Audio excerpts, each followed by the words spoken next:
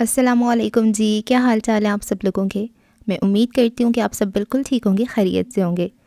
Novel من مٹی by Wajid ابرار کی یہ 4 ایپیسوڈ ہے۔ جب سے ثریا بیگم کو عائشہ نے ولید کے کپڑوں کے متعلق بتایا تھا، وہ ولی کے بارے میں خدشات کا شکار تھیں۔ انہی خدشات کو دور کرنے کے لیے انہوں نے ولی کو بلایا تھا۔ اس کے آتے ہی ثریا بیگم نے اس سے اپنے خدشات کا اظہار کرتے ہوئے ولید کے حوالے سے وضاحت مانگ لی تھی، اور عائشہ کا بتایا ہوا سوال بھی اس سے کر لیا تھا، جس کے جواب میں وہ بس انکار ہی کر پایا تھا۔ خالہ، میں سچ کہہ رہا ہوں، مجھے قطعی علم نہیں تھا کہ ولید کا اس گھر سے کوئی تعلق رہا ہے۔ یہ محض اتفاق ہے اور کچھ نہیں۔ وہ یقین دلانے والے انداز میں بولا۔ پاس کھڑی عائشہ اب بھی اسے مشکوک نظروں سے دیکھ رہی تھی۔ اگر یہ محض اتفاق تھا تو جواب دینے میں اتنی مشکل کیوں پیش آئی تھی تمہیں اس رات؟ تم ولید کا نام لیے بغیر بھی بتا سکتے تھے کہ کسی دوست کے گھر سے لائے تھے وہ کپڑے، مگر تم نے جھجکتے ہوئے یوں ولید کا نام لیا تھا کہ گویا ہم اسے جانتے ہوں اور تمہیں بھی یہ بات پتہ ہو۔ وہ غصے سے چلائی۔ ہاں بیٹا، یہ بات تو میری سمجھ میں بھی نہیں آئی۔ ثریا بیگم نے اس کی طرف دیکھا۔ دیکھی خالہ، ایسی کوئی بات نہیں، مجھے جھوٹ بول کر کیا فائدہ ہوگا؟ وہ اپنی بات پر قائم رہتے ہوئے مضبوطی سے بولا۔ اس کے جواب پر ثریا بیگم کے چہرے پر آنے والی طمانینت عائشہ نے دیکھ لی تھی۔ امی، آپ نے اس کی باتوں میں آنا ہے تو آ جائیں، مگر میں نہیں آؤں گی، اس نے 2 ٹوک انداز میں ولی کو دیکھتے ہوئے کہا۔ ولی کو اس کی نگاہیں اپنے وجود میں چپتی ہوئی محسوس ہوئی تھیں۔ دیکھو ولی بیٹا، میں نے ہمیشہ عائشہ کو تمہارے معاملے میں چپ کرایا ہے۔ وہ جو کہتی رہی میں نے کبھی کان نہیں دھرے، کیونکہ کسی کی ذاتی زندگی سے ایک دوسروں کا کچھ لینا دینا نہیں ہوتا۔ لیکن بیٹا، تمہاری اس بات میں دم نہیں ہے۔ امی نے عائشہ کی طرفداری کرتے ہوئے پھر سے ولی کو مشکلات کا شکار کر دیا تھا۔ رہنے دے امی، کیوں اپنی چادر پھیلا رہی ہیں اس کم ظرف کے آگے؟ اسے بس یہ کہیں کہ اپنا بوریا بستر گول کر کے چلتا بنے یہاں سے۔ شکستہ انداز میں برآمدے کے پلر کے ساتھ ٹیک لگا کر وہ بڑبڑائی۔ اگر میرے رہنے سے آپ کو مسئلہ ہے تو میں چلا جاتا ہوں، اور یقین جانیے مجھے برا بھی نہیں لگے گا اس طرح جانا، لیکن بس میرا یقین کر لیں، مجھے ولید اور آپ لوگوں کے درمیان کسی تعلق کی کوئی خبر نہیں تھی، اس نے وضاحت دیتے ہوئے کہا۔ امی نے اس دوران عائشہ کی طرف دیکھا تھا۔ دل پگھل ہے نا امی؟ اس نے طنز کرتے ہوئے پوچھا اور چلتے ہوئے ولی کے پاس آ گئی۔ دیکھو بھائی صاحب، تم جو کوئی بھی ہو، ہمیں سے کوئی غرض نہ تھی اور نہ ہے، لیکن جس طرح تم نے خود ہی یہ معاملہ مشکوک بنایا ہے تو اس سے ہمیں غرض ضرور ہے، اس نے سخت لہجے میں ایک ایک لفظ پہ زور دیتے ہوئے کہا۔ ولی نے نظریں جھکا لی تھیں، وہ لاجواب سا ہو گیا تھا۔ جانے تو بیٹا، امی نے عائشہ کو پرسکون کرنا چاہا تھا۔ وہ جو بتا رہا ہے سچ ہی ہوگا، اور اگر نہیں بھی ہے تو یہ ہمارے لیے زندگی اور موت کا مسئلہ نہیں ہے۔ ولی نے اس بات پر چور نظر سے بے قرار ہوتی ہوئی عائشہ کو دیکھا تھا۔ تم جاؤ ولی بیٹا، تمہیں کام سے دیر ہو رہی ہوگی، ثریا بیگم نے بے دلی سے ولی کو وہاں سے جانے کو کہا۔ ثریا بیگم کا پھیکا لہجہ اسے برداشت نہیں ہوا تھا۔ خالہ، اس طرح کہیں گی تو کیسے جاؤں گا، اور اگر چلا بھی گیا تو کام کیسے کروں گا؟ عائشہ نے اس بات پہ چنگھاڑتی ہوئی نظروں سے اسے گھورا تھا۔ وہ عائشہ کے دیکھنے کو نظر انداز کرتا ہوا ثریا بیگم سے دوبارہ مخاطب ہوا۔ ہمیشہ اپنے لیے مسکراہٹ دیکھی آپ کے چہرے پر، آپ کے لہجے کی شفقت کو محسوس کیا ہے، اب یوں بے دلی سے جانے کا کہیں گی تو سارا دن اداس گزرے گا۔ وہ دل سے کہہ رہا تھا، اس کا ضمیر کان پکڑے ثریا بیگم کو سوری بھی کہہ رہا تھا۔ تو سچ اگل دو پھر، اگر بھانجا بننے کا اتنا ہی شوق ہے۔ عائشہ کی طنزیہ اور کڑکدار آواز نے اسے خود کی طرف دیکھنے پہ مجبور کر دیا تھا۔ ثریا بیگم خاموش تھیں۔ اب کی بار انہوں نے عائشہ کو منع نہیں کیا تھا ولی سے الجھنے پر۔ ولی کو بھی اندازہ ہو گیا تھا کہ اب اس کے پاس ان دونوں کو تسلی کرانے کے سوا کوئی چارہ نہیں بچا۔ کچھ دن پہلے ہی پتہ چلا مجھے ولید اور آپ کے تعلق کا، اور یہ تعلق کیا تھا میں نہیں جانتا، بس اتنا پتہ چلا کہ اس کا اس گھر سے کوئی رشتہ تھا۔ وہ مجبور ہو کر بول رہا تھا، اس کے لہجے میں ندامت تھی، اس کا چہرہ جھکا ہوا تھا۔ اس کے بعد ختم کرنے پر عائشہ نے فاتح نظروں سے امی کو دیکھا، جو اپنی نظریں ادھر ادھر دوڑانے لگی تھیں۔ چلو، آدھا سچ تو بول ہی دیا آپ کے بھانجے نے، وہ ولی کی طرف دیکھتے ہوئے فاتحانہ لہجے میں بولی۔ اب لے کے ہاتھ یہ بھی بتا دو کہ کچھ دن پہلے ایسی کون سی وحی نازل ہوئی تھی آپ پر، یا پھر وہ کیا کہتے ہیں، ہاں، الہام۔ وہ ایک لمحے کے لیے سوچ کر بولی، کیسے ہوا یہ الہام؟ اس بار اس کے لہجے میں طنز تھا۔ ثریا بیگم نے اس کے سوال پر اپنی توجہ پھر سے ولی کی جانب مبذول کر لی تھی۔ ان کے چہرے پر بھی سوالیہ تاثر ابھرا تھا۔ اس دن جب آپ قبرستان آئی تھیں تب مجھے پتہ چلا تھا اس بات کا، وہ دھیمے لہجے میں انکشاف کرتے ہوئے بولا۔ عائشہ کے لیے یہ کوئی انکشاف نہیں تھا، وہ تو اس کے جواب پر چونک کر رہ گئی، جیسے اس کی کوئی چوری پکڑی گئی ہو۔ فاتحانہ انداز سے ہار کر وہ دفاعی انداز میں ادھر ادھر دیکھنے لگی تھی۔ ثریا بیگم کی شکوہ بھری نظریں اب عائشہ پر جمی تھیں۔ عائشہ نے نظریں چراتے ہوئے ولی کو وہاں سے جانے کے کہنے میں ہی عافیت جانی تھی۔ اچھا ٹھیک ہے، تم جاؤ، تمہارا سچ پورا ہو گیا۔ اس نے اپنا چشمہ اتارتے ہوئے کشمکش میں کہا۔ ابھی کہاں ہوا ہے سچ پورا؟ اس نے دائیں جانب باغیچے میں موجود گلاب کے پودے کو دیکھتے ہوئے جواب دیا۔ ہمیں نہیں سننا پورا سچ، اور سچ بولتے ہی کب ہو تم، جھوٹوں کے حاتم تائی؟ وہ غصے سے چلائی۔ تمہیں دیر ہو رہی ہے کام سے، جاؤ اپنا کام کرو جا کر۔ وہ اس کی بات سن کر اپنی جگہ سے اٹھ کھڑا ہوا تھا۔ ثریا بیگم نے عائشہ کو کن اکھیوں سے دیکھتے ہوئے ولی کو روک لیا تھا۔ ٹھہرو، جب جھوٹ اور سچ کی جنگ جاری ہو ہی رہی ہے تو ایک وار اور کرتے جاؤ۔ ثریا بیگم کے لہجے میں افسوس تھا۔ امی کی بات پر عائشہ ہاتھ میں پکڑے ہوئے چشمے کا معائنہ کرنے لگی تھی۔ ولی نے اس کی طرف غم کھائی ہوئی نظروں سے دیکھا تھا۔ رہنے دے خالہ، یہ آخری حملہ آپ کی امیدوں کا شہر تہس نہس کر دے گا۔ وہ دھیما سا مسکرا کر بولا۔ شہر بسنے کہاں دیا اس نے؟ ثریا بیگم نے دکھ بھرے انداز میں عائشہ کو دیکھ کر کہا۔ عائشہ نے اس بات پر منہ پھیر لیا تھا۔ تم جاؤ بیٹا، تمہیں دیر ہو رہی ہے۔ ٹوٹے ہوئے لہجے میں ثریا بیگم نے ولی کو وہاں سے جانے کا کہا۔ وہ ایک نظر عائشہ کو دیکھتے ہوئے وہاں سے چلا گیا تھا۔ دروازے سے گزر کر وہ سیڑھیوں پہ چلا آیا۔ اوپر جانے کی بجائے وہ وہیں کھڑا ہو گیا تھا۔ دروازہ اس نے بند کر دیا تھا۔ توبہ خدا کی، کس قدر چلاک اور جھوٹا شخص ہے، عائشہ نے خود کو نارمل کرتے ہوئے کہا۔ قبرستان کا بہانہ بنا کر ہمارے سوالوں سے بچ گیا۔ وہ امی کے پاس تخت پوشت پہ بیٹھتے ہوئے بولی۔ وہ قبرستان کا بہانہ بنا کر نہیں گیا، میری امیدوں کو دفنا کر گیا ہے۔ امی نے مایوس انداز میں عائشہ کو دیکھتے ہوئے جواب دیا۔ ہاں امی، مجھے بھی اتنی جھوٹوں کی امید نہیں تھی اس سے، مجھے بھی اس کی تعریفیں سن سن کر یقین ہونے لگا تھا اس کی نیک شخصیت کا۔ وہ سخت لہجے میں بولی۔ آئندہ تم قبرستان نہیں جاؤ گی۔ ثریا بیگم نے اس کی بات یکسر نظر انداز کرتے ہوئے اسے تقریباً حکم دیا تھا۔ مگر کیوں امی؟ اس سب سے میرا قبرستان جانے کا کیا لینا دینا؟ وہ تڑپ اٹھی۔ بس میں نے کہہ دیا تو کہہ دیا، اب میں اور کچھ نہیں سنوں گی۔ ثریا بیگم نے دو ٹوک لہجے میں اپنا حکم دہرایا۔ وہاں میرا بھائی ہے، میرے ابا ہیں، آپ تو بھول سکتی ہیں انہیں، مگر میں نہیں۔ وہ تقریباً روتے ہوئے بولی۔ ثریا بیگم نے ایک تیکھی نظر اس پہ ڈالی تھی۔ وہاں کوئی اور بھی ہے جو تمہارا گھر کبھی نہیں بسنے دے گا۔ میرا کسی اور سے کوئی لینا دینا نہیں ہے۔ اس نے اپنی بھیگی ہوئی نظریں چرائیں۔ تمہیں کیا لگتا ہے یہ بال میں نے دھوپ میں سفید کیے ہیں؟ ولی چاہے آدھی بات بتا کر گیا ہو، مگر پوری بات میری سمجھ میں آ چکی ہے عائشہ۔ ثریا بیگم بڑے عرصے بعد اس سے سخت لہجے میں بات کر رہی تھیں۔ عائشہ سے بھی وہ لہجہ برداشت نہیں ہو رہا تھا۔ اسے ولی پہ رہ کے غصہ آ رہا تھا جو اس کے مطابق ساری بات بگاڑ کر گیا تھا۔ ایسی کوئی بات نہیں ہے، کیوں آپ اس جھوٹی کی باتوں میں آ رہی ہیں؟ وہ چلائی تھی۔ بس بہت ہو گیا۔ آگے بڑھ کر ثریا بیگم نے اس کے چہرے پر اپنے بزرگ ہاتھ کا نشان چھاپ دیا۔ پوری زندگی میں اولاد پہ اٹھنے والا ان کا یہ پہلا ہاتھ تھا۔ امی؟ حیرت اور دکھ کے ملے جلے تاثرات میں عائشہ کے منہ سے نکلا تھا۔ اس نے اپنا ہاتھ چہرے پہ رکھ لیا تھا۔ دروازے کے اس پار ولی کے دل پہ ایک تھپڑ اس سے کہیں زیادہ زور سے لگا تھا۔ وہ دل پہ ہاتھ رکھ کے وہیں بیٹھ گیا تھا۔ وہ خود کو کوس رہا تھا۔ اتنے سالوں سے تم ہر مہینے اس کی قبر پہ اس کی یادوں کی چادر چڑھا رہی ہو، لحاصل محبت کی اگربتیاں جلا رہی ہو، اور مجھے کہتی رہی کہ تم اسے بھلا چکی ہو۔ میں نے جب جب تمہاری شادی کی بات کی تم نے مجھے صاف جواب دے دیا۔ میں سمجھی تھی کہ شاید لوگوں سے تنگ آ گئی ہو، حالات سے مایوس ہو گئی ہو، مگر نہیں، تم تو اس کی محبت سے کبھی باہر ہی نہیں نکلی۔ وہ خاموش کھڑی امی کی باتیں سن رہی تھی۔ دوپٹے کے پلو سے اس نے اپنا چہرہ صاف کیا۔ مجرموں کی طرح اس نے خاموشی اختیار کر لی تھی۔ جواب تو مجھے، کیوں تمہیں اپنی ماں کے دل کا بوجھ نظر نہیں آیا؟ ایک مرا ہوا جذبہ ایک زندہ ماں کے جذبوں کو مارتا رہا، کیوں؟ ثریا بیگم نے زور دیتے ہوئے پوچھا۔ عائشہ کے لبوں نے امی کے قسم پرسی کے شکار لہجے پہ حرکت کی تھی۔ آپ اب بھی غلط سمجھ رہی ہیں امی۔ اس نے اپنے لرزتے ہوئے ہونٹ کھولے۔ بھول جانا کیا ہوتا ہے امی؟ کیا آپ اپنے بچپن سے لے کر اب تک کی ساری زندگی میں اور اس میں آئے سارے لوگوں کو بھول سکتی ہیں؟ کیا ایک شخص جسے آپ نے کبھی دیکھا ہو، بات کی ہو، اسے آپ ہمیشہ کے لیے بھول سکتی ہیں؟ اس کے اس سوال پہ ثریا بیگم خاموشی سے دوبارہ تخت پوشت پہ بیٹھ گئیں۔ ایسا نہیں ہو سکتا امی، بھول جانے کی بات ہم سب کرتے ہیں، لیکن وہ محض وقت کے ساتھ سمجھوتا کر کے اگلی ٹرین پکڑنے کی بات ہوتی ہے۔ انسان کسی بھی اسٹیشن پہ اتر جائے، سفر تو یاد رہتا ہے نا۔ پچھلا سفر یاد ضرور کرتا ہے انسان، لیکن اس کا مطلب یہ تو نہیں کہ وہ جس اسٹیشن پہ اترے اسے آخری اسٹیشن سمجھ کر وہیں بھٹکتا پھرے۔ ثریا بیگم نے اس کی بات کا ٹھوس جواب دیا۔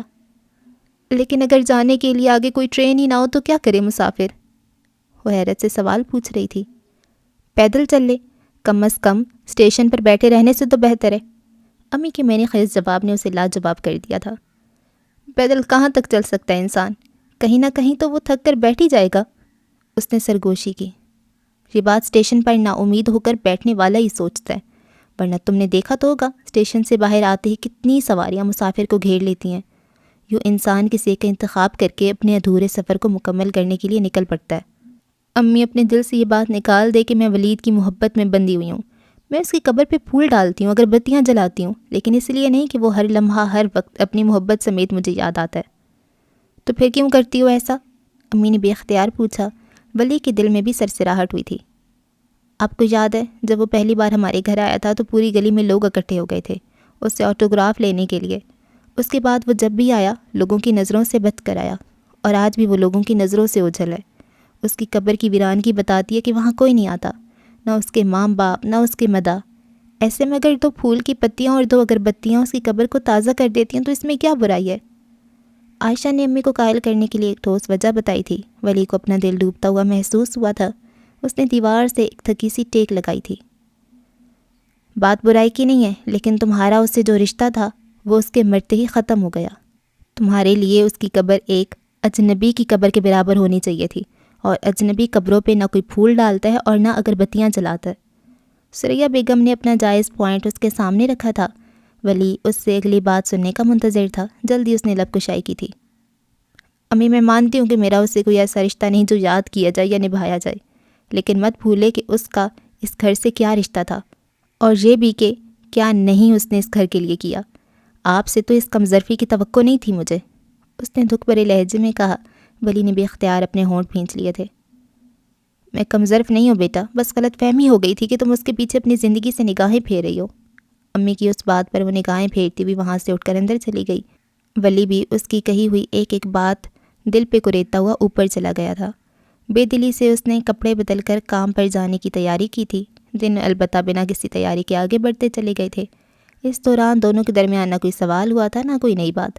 خاموشی سے وقت گزرتا رہا، یہاں تک کہ مہینے کی 10 تاریخ آن پہنچی۔ عائشہ صبح سویرے اٹھ گئی تھی۔ عالیہ اور رمیز کی فلائٹ شام کی تھی، تاہم وہ صبح سے ہی کاموں میں لگ گئی تھی۔ ثریا بیگم کچن میں ناشتہ بنانے میں مصروف تھیں۔ ان کے بار بار منع کرنے کے باوجود وہ پانی کا پائپ اٹھا کر پورے صحن کو دھوتی رہی تھی۔ ٹھنڈ لگ جائے گی، چھوڑ دو، ویسے ہی جھاڑو لگا دو، امی نے اسے کچن سے 2 بار آواز دی تھی۔ کچھ نہیں ہوتا مجھے، ویسے بھی جھاڑو سے کہاں اترے گی گرد، اس نے جھاڑو کی مدد سے پانی کو باغیچے کی طرف دھکیلتے ہوئے جواب دیا۔ اسی دوران اسے اوپر والے کمرے کی کھڑکی کھلنے کی آواز آئی۔ اس نے فوراً دوپٹے سے سر کو ڈھانپ لیا تھا۔ ولی نے نہ چاہتی ہوئے بھی اس کی طرف دیکھ لیا تھا۔ اس تھپڑ کی گونج اب تک اسے سنائی دے رہی تھی جو عائشہ کو ثریا بیگم سے پڑا تھا۔ اس گونج میں نہ جانے کتنی آہیں تھیں، فریادیں تھیں جو اس کے دل کے پاؤں پکڑ رہی تھیں، منت سماجت کر رہی تھیں، مگر اس نے بے رحمی سے انہیں ڈانٹ دیا تھا۔ کچھ دیر بعد عائشہ نے سر اٹھا کے اس کی طرف خاموش نظروں سے دیکھا تھا۔ وہ اب تک وہیں موجود کسی سحر انگیز منظر میں کھویا ہوا تھا۔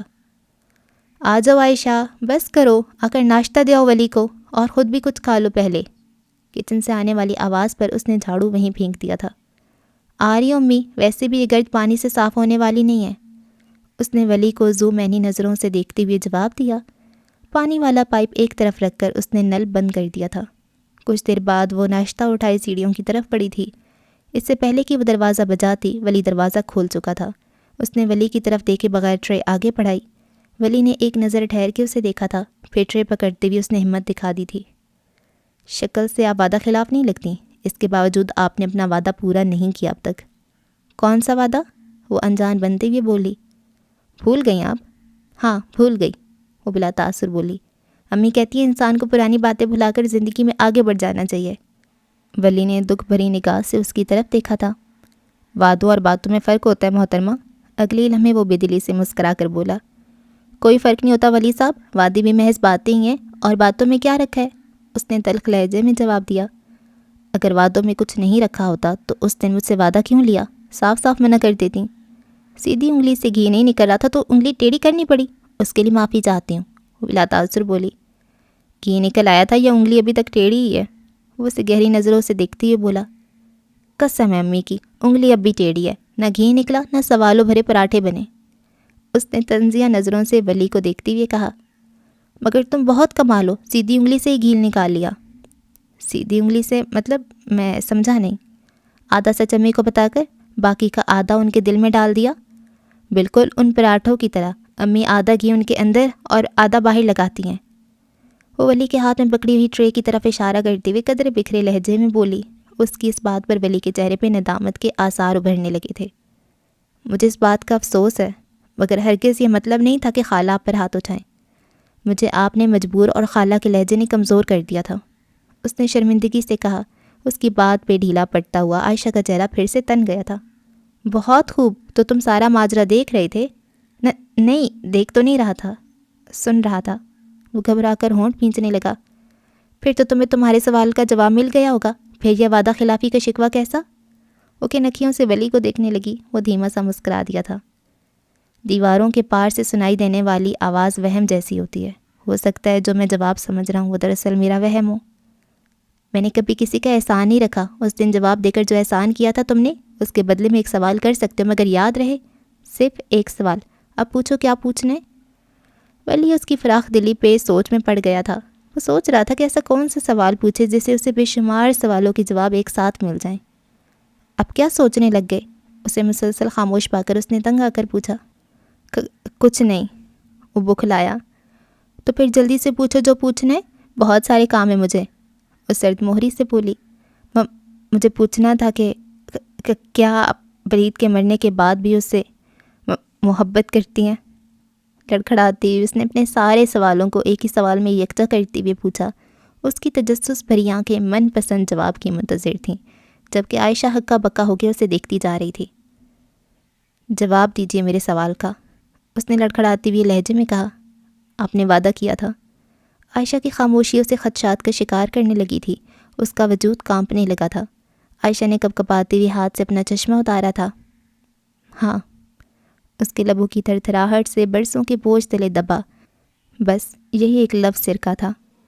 وہ صدیوں کا تھکا ہارا لفظ ایک سرد لہر بن کے ولی کے وجود میں دوڑنے لگا تھا۔ اسے لگا کہ وہ جم کر پتھر بن جائے گا۔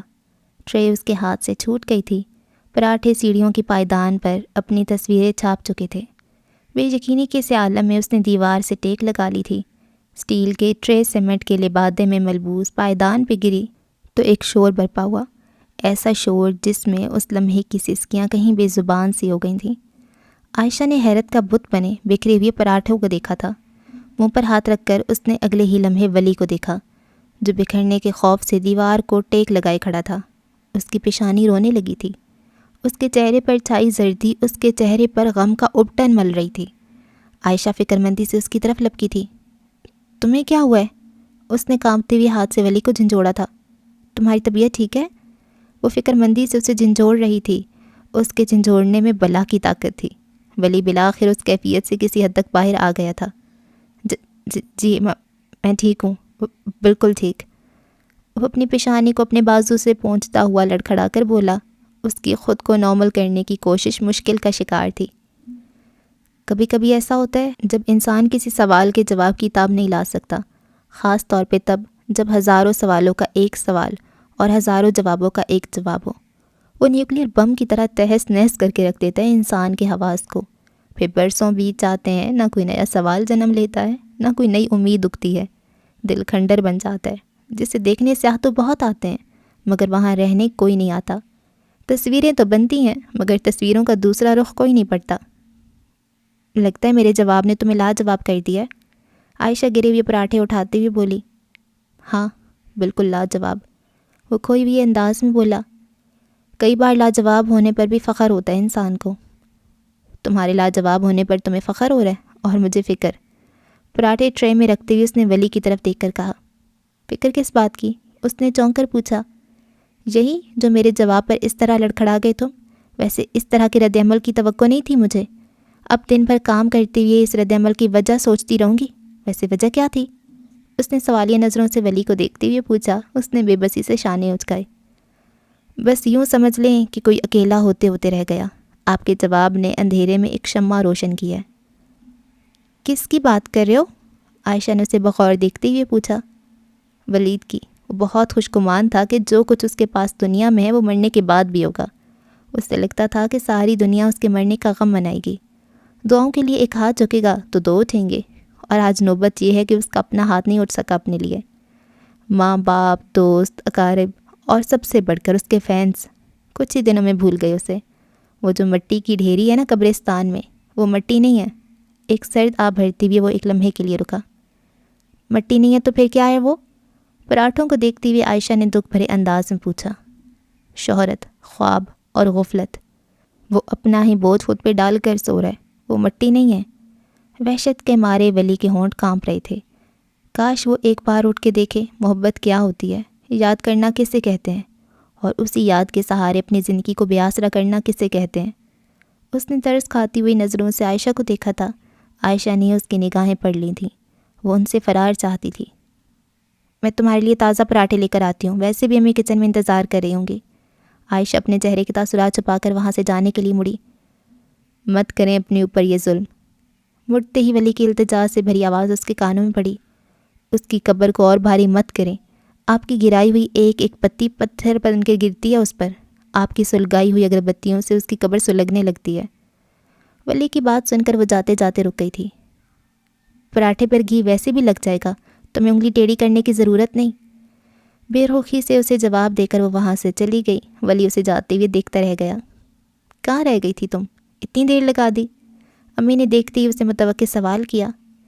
پراٹھے گر گئے تھے امی، اتنے بھاری تھے کہ اٹھاتے اٹھاتے دیر ہو گئی۔ وہ کھوئے کھوئے انداز میں بولی، اس کا لہجہ میں نہیں خیز تھا۔ اتنی بکھلائی ہوئی کیوں ہو؟ کہیں ولی سے لڑائی کر کے تو نہیں آئی؟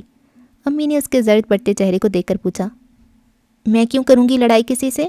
وہ مسکین سی مسکراہٹ چہرے پہ سجا کر بولی۔ مجھے تو خود سے لڑنے میں فرصت نہیں۔ تو چہرے کو کیا ہوا ہے؟ اتنا پیلا کیوں پڑ رہا ہے؟ سیڑھیوں سے گرنے لگی تھی، پراٹھوں سمیت، بس بچت ہو گئی، اس نے سوچتے ہوئے جواب دیا۔ ثریا بیگم نے فکر مندی سے اسے دیکھا۔ آپ فکر نہ کریں، میں ٹھیک ہوں، میرا ناشتہ ڈھانپ دیں، تھوڑا سا صحن رہ گیا، پہلے وہ دھو لوں۔ آپ اس سے پراٹھے بنا کر دے آئیں، وہ انتظار کر رہا ہوگا۔ وہ کسی بھی تاثر سے آری ہو کر کہہ رہی تھی۔ تم ابھی تو کہہ رہی تھی کہ پانی سے گرد نہیں دھل رہی، امی نے چولہا بند کرتے ہوئے پوچھا۔ وہ سارا دن اس نے صفائی ستھرائی میں گزار دیا تھا۔ سلائی مشین کو تو اس نے ایک دو روز کے لیے چھٹی دے دی تھی، مگر وہ گزری باتوں کو چھٹی دینے سے قاصر تھی۔ یادیں چھٹی لے بھی لے تو کہاں چین سے بیٹھتی ہیں، کم وقت ہماری ٹیوشن پڑھنے چلی آتی ہیں۔ یہی اس کے ساتھ ہو رہا تھا۔ وہ کام کے دوران بار بار اپنا سر جھٹکتی رہی، مگر یادیں ہمیشہ کی طرح ڈھیٹ ہی نکلیں۔ کبھی ولید کا چہرہ اس کی آنکھوں میں گھومنے لگتا تو کبھی ولی کی کہی ہوئی باتیں اس کے کانوں میں بھٹکنے لگتیں۔ انہی سوچوں میں گم اس نے سارا گھر چمکا دیا تھا۔ سوچے کبھی کبھی فائدہ بھی دے جاتی ہیں، وقت گزرنے کا پتہ ہی نہیں چلنے دیتی اور سارے کام بھی ہو جاتے ہیں۔ ثریا بیگم تو دوپہر کو ہی رات کے کھانے کی تیاری میں لگ گئی تھیں۔ امی میں ذرا اوپر جا رہی ہوں، تھوڑی بہت صفائی وہاں بھی کر دوں، ویسے بھی ابھی شام ہونے میں بہت وقت پڑا ہے۔ چلو ٹھیک ہے جاؤ، میں تب تک سبزیاں اور پیاز وغیرہ کاٹ دیتی ہوں۔ ثریا بیگم نے اسے اجازت دیتے ہوئے کہا۔ جھاڑو اور کوڑا دان اٹھائے وہ اوپر چلی آئی، جہاں اسے صفائی کرنے کے لیے کچھ خاص نہیں ملا تھا۔ ولی جانے سے پہلے تھوڑی بہت صفائی کر کے جاتا تھا، مگر آج اس نے کچھ زیادہ ہی توجہ سے صفائی کی تھی۔ وہ عائشہ کی طرف سے مزید کوئی شکایت مول نہیں لینا چاہتا تھا۔ عائشہ کو نیچے کام کرتے دیکھ اس نے اوپر بھی 2 ہاتھ صفائی کو دے دیے تھے۔ اچھا، تو باتیں بنانے کے علاوہ یہ کام بھی آتا ہے اسے؟ چاروں طرف نگاہ دوڑاتی ہوئی وہ بڑبڑائی، پھر کچھ سوچتی ہوئی دروازے کی کنڈی کھول کر کمرے میں چلی آئی۔ کمرہ غیر معمولی طور پہ صاف تھا، ہر چیز سلیقے سے رکھی ہوئی تھی۔ اسے یہ سلیقہ مندی پسند نہیں آئی تھی۔ وہ تو یہاں کوئی نہ کوئی شکایت ڈھونڈنے آئی تھی۔ اسے عادت ہو گئی تھی ولی کے حوالے سے امی سے بحث کرنے کی۔ کوئی نہ کوئی نقص نکال کر وہ اسے موضوع بحث بنا لیا کرتی تھی۔ انسان کو جب بحث کی عادت ہو جائے تو وہ شکایتیں اور نقص تلاش کرنے کے لیے مارا مارا پھرنے لگتا ہے، اور شاید یہی وہ ذریعہ ہوتا ہے جو دل کے کسی کونے میں متعلقہ شخص کے لیے پیدا ہونے والے نرم گوشے کو تلف کر دیتا ہے۔ اس نے کمرے کے چاروں طرف نگاہ دوڑائی، اسے کچھ بھی قابل اعتراض یا قابل بحث دکھائی نہیں دیا۔ کچھ سوچ کر وہ دھیرے سے قدم اٹھاتی ہوئی الماری کے پاس چلی آئی۔ اپنے ضمیر کو زوردار تھپڑ رسید کرنے کے بعد اس نے کانپتے ہوئے ہاتھوں سے الماری کھول لی۔ اس کی پہلی ہی نظر ولید کے سوٹ پر پڑی تھی جو ولی نے دوبارہ نہیں پہنا تھا۔ اس کے علاوہ کچھ شرٹیں جو کی توں تھیں۔ اسے اندازہ لگانے میں دیر نہیں لگی کہ یہ تمام چیزیں وہ ولید کے گھر سے لایا تھا۔ پرفیوم کے ڈبے پر جا کر اس کی نگاہ ایک لمحے کے لیے ٹھہر گئی۔ اس کے پورے وجود میں ایک غم کی لہر دوڑ گئی تھی۔ پرفیوم کا ڈبہ جوں کا توں بند تھا، اس سے کبھی کھولا ہی نہ گیا تھا۔ اس نے آگے بڑھ کر وہ ڈبہ اٹھا لیا تھا۔ اس کی یادیں مہک اٹھی تھیں۔ اتنے بڑے گھر کا لڑکا اور 200 کا پرفیوم۔ میں تو کہتی ہوں باجی پرفیوم رہنے دیں، کچھ اور لے لیں۔ کیوں رہنے دوں؟ اسے پسند ہے پرفیومز، مجھے اس نے خود بتایا تھا۔ آپ کا تحفہ سمجھ کے وہ رکھ تو لے گا، مگر وہ آپ کا دیا ہوا 200 روپے والا پرفیوم کبھی نہیں لگائے گا۔ بات 200 روپے کی نہیں عالیہ، بات احساس کی ہے۔ احساس لکھ لکھ کے ہی وہ اتنا مشہور ہوا ہے۔ میرا نہیں خیال کہ وہ اتنا مادہ پرست ہے کہ تحفے کی قیمت دیکھے گا۔ پرفیوم کے بند ڈبے پہ ہاتھ پھیرتے ہوئے وہ سوچ کی گہری کھائی میں جا گری تھی۔ اس گہرائی میں ایک ٹوٹ جانے کا احساس بھی تھا۔ تمہیں پرفیوم پسند آیا؟ ہاں، بہت زیادہ۔ میں نے زندگی میں اتنے پرفیوم خریدے مگر اس جیسی خوشبو کبھی نہیں ملی۔ خیر، یہ تو تم باتیں بنا رہے ہو، کیا پتہ تم نے کھول کر بھی نہیں دیکھا؟ نہ صرف کھول کر دیکھا بلکہ اس دن تقریب میں وہی لگا کر گیا تھا۔ درد کے عالم میں اس نے اپنے ہونٹ بھینچ لیے تھے۔ اس کی آنکھ سے ایک درد سے مہکتا ہوا آنسو پرفیوم کے ڈبے پہ جا گرا تھا۔ اس نے آنسو پونچھتے ہوئے پرفیوم واپس الماری میں رکھا اور دروازے کو باہر سے کنڈی لگا کر نیچے چلی آئی۔ ہو بھی گئی صفائی؟ امی نے اسے دیکھتے ہوئے پوچھا۔ جی امی، ہو گئی صفائی، سب کچھ صاف ہو گیا ہے۔ اس نے جھاڑو ایک کونے میں پھینکتے ہوئے بے دلی سے جواب دیا۔ اتنی جلدی؟ ابھی تو تم گئی تھیں۔ ادرک چھیلتی ہوئے سریا بیگم نے ایک لمحے کے لیے رک کر پوچھا۔ وہ صفائی کر کے گیا دکان پر، ہر چیز چمک رہی ہے۔ وہ سرد مہری سے بولی۔ تو اس میں خفا ہونے والی کیا بات ہے؟ امی نے غور سے اس کے چہرے کے تاثرات پڑے تھے۔ میں کب خفا ہوئی؟ اس نے نظریں چرائیں۔ یہ تو اچھی بات ہے کہ اسے اپنی ذمہ داری کا احساس ہوا، یہی تو ایک ڈھنگ کا کام کیا ہے اس نے جب سے آیا ہے۔ وہ بڑبڑائی۔ اچھا چلو، اب اپنا منہ ٹھیک ہی رکھو اور میری مدد کرو۔ آتی ہوں امی۔ منہ ہاتھ دھو لوں، ایک تو بالوں میں پہلے ہی چاندی کی چمک تھی، اوپر سے مٹی نے کسر پوری کر دی۔ سر جھاڑتی ہوئے وہ بیزاری سے بڑبڑائی۔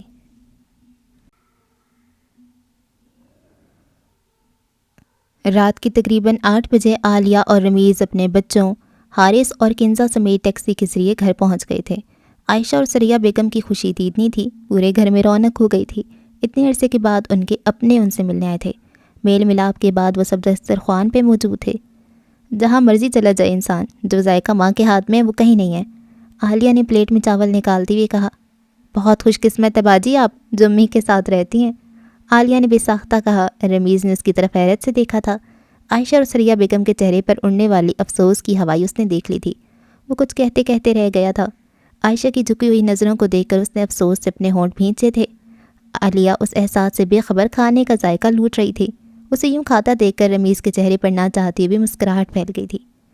اس بار خالہ کے ہاتھ کا کچھ ذائقہ ساتھ لے جانا، پھیکے کھانے کھلا کر تم نے میرے منہ کا ذائقہ ہی بدل دیا ہے۔ رمیز نے اسے مذاق کا نشانہ بناتے ہوئے کہا۔ ماحول کو نارمل بنانے کے لیے اسے ایسا کرنا ہی تھا۔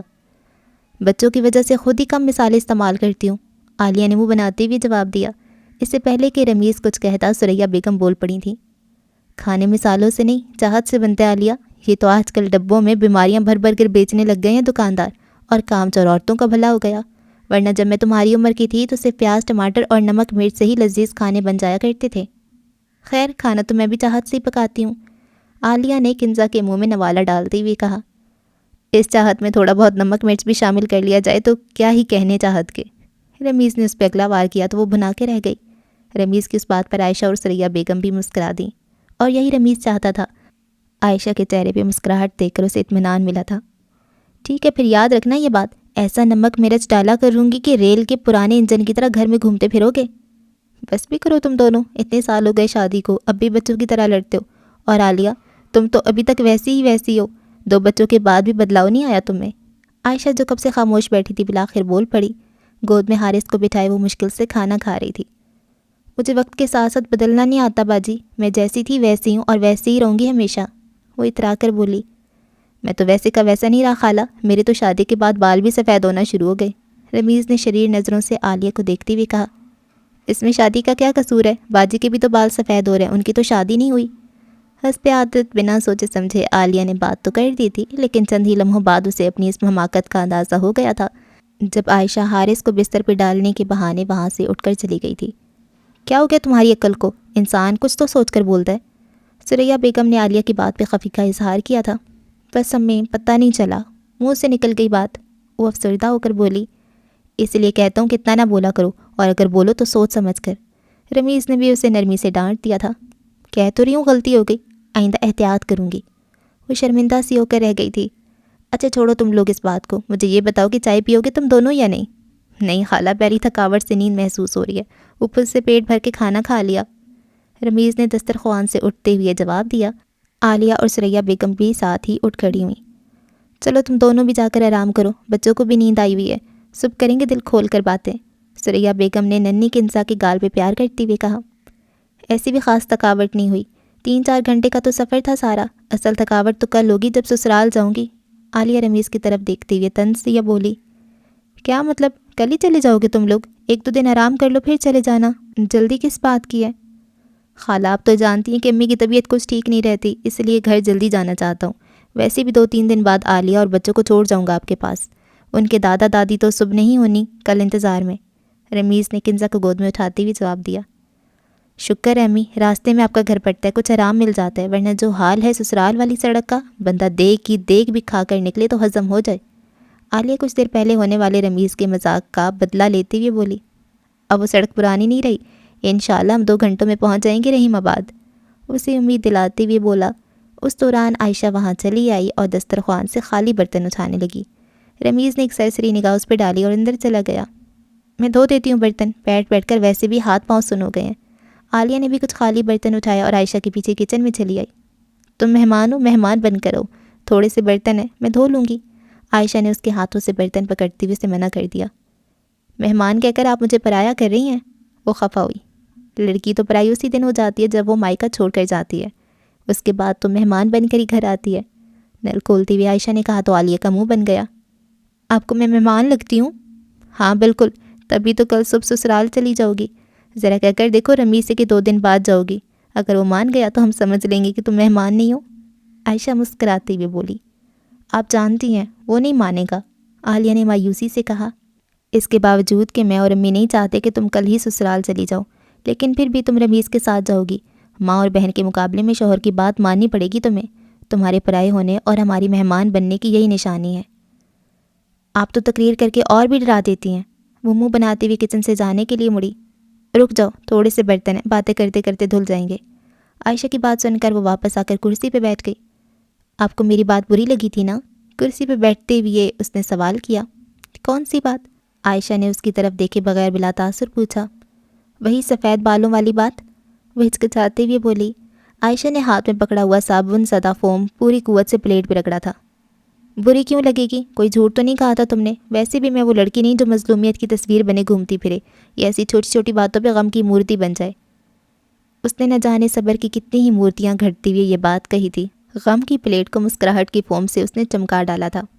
جانتی ہوں باجی، لیکن آپ کے سفید ہوتے ہوئے بال آپ کی اس بات کی تاکید نہیں کرتے۔ سچ پوچھیں تو میں پہلی نظر میں آپ کو دیکھ کر حیران رہ گئی تھی۔ کیا حال بنا رکھا ہے آپ نے اپنا؟ لگتا ہے امی کے ہاتھ کا کھانا کھا کر امی والی روح آ گئی ہے تم میں، وہ بمشکل مسکراتی ہوئی بولی۔ اور یہ کیا، ایک بات پہ شرمندہ ہو رہی ہو کہ کہیں مجھے بری نہ لگے، اور ساتھ 2 باتیں اس سے بھی بڑھ کر کہہ رہی ہو۔ اس سے پہلے کہ عالیہ اس کی بات کا جواب دیتی، انہیں سیڑھیوں والا دروازہ کھلنے کی آواز آئی۔ دروازہ کس نے کھولا؟ عالیہ نے حیرت اور خوف کے ملے جلے انداز میں پوچھا۔ امی کا بھانجا آیا ہوگا، عائشہ بڑبڑائی۔ کون بھانجا؟ عالیہ نے دماغ پر زور دیتی ہوئی پوچھا۔ اچھا وہ کرایہ دار، کچھ ہی لمحوں بعد اسے یاد آ گیا تھا۔ عائشہ نے بیزاری سے اس بات میں سر ہلایا۔ ہاں وہی روز اسی وقت گھر آتا ہے، اور آج تو میں کھانا بھی نہیں رکھ کے آئی۔ تم ایسا کرو کھانا نکال کے گرم کر دو، میں برتن دھو کے دے آتی ہوں۔ کس برتن میں نکالوں؟ یہ لو ان میں نکال دو۔ کچھ دھلے ہوئے برتن عائشہ نے عالیہ کی طرف بڑھائے تھے۔ میں بھی چلوں گی آپ کے ساتھ کھانا دینے، میں بھی تو دیکھوں وہ کون ہے جس نے امی کو خالہ بننے پہ مجبور کر دیا۔ ہرگز نہیں، کوئی رشتہ دار نہیں ہے وہ ہمارا، اور پھر امی اس کو پتہ چلے گا تو اس سے بھی برا لگے گا۔ عائشہ نے اسے سختی سے منع کر دیا تھا۔ آپ بھی تو چاہتی ہیں میں ساتھ چلی جاؤں گی تو کیا ہو جائے گا، میں صرف دیکھنا چاہتی تھی، التجا کرتی ہوئی بولی۔ میری بات اور ہے، اسی گھر میں رہتی ہوں، 100 بار آمنا سامنا ہو جاتا ہے۔ عائشہ نے معقول وضاحت دی، مگر عالیہ کہاں آسانی سے قائل ہونے والی تھی۔ امی کہہ رہی تھی کہ وہ آنکھ اٹھا کر نہیں دیکھتا۔